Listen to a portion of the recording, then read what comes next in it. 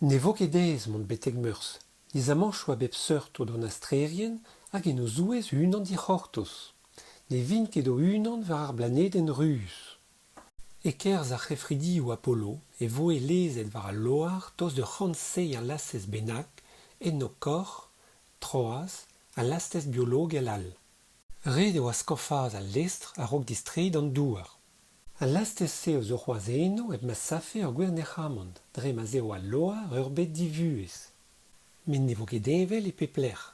Farveurs da skouer e c'hellfe bez a roudou eus ur vuez vikrobel bet. An dister a kontamadur a c'hellfe lakad en arvar degadoù a vlo a vechoù en klasko. Hag estreget kudennoù al lastez a vo. Rak biken e veajo an astrerien o unan.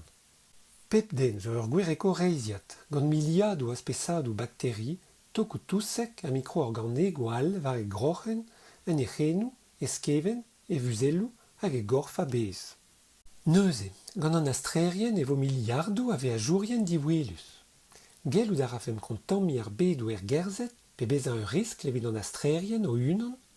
Studiadennoù o deus iskouezet e c'hell bakteri zo o tal ouz ur gwazk atmosferek izel kenan, ouz ar sec'hor, ouz ar ienijen hag ouz ar skinoù. Daoust hag e c'hellfem dreizbevañ war veurs? Ne ket sur, met lod o deus dreizbevet tri bloaz en diavez eus ar saoul er egor e tre broadel.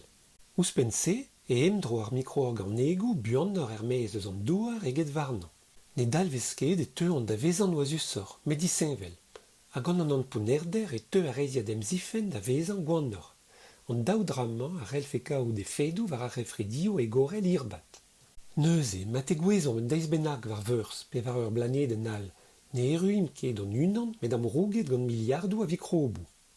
Gellout a raen kontammi a lec'hio gerzhet a re ideom da gredi dre fazi ez eus bet diwandet ur vuez er maez eus an douar. Pe gwaz ur c'hoaz, lakad en arvar ur vuez all pe cheñch e zonkat.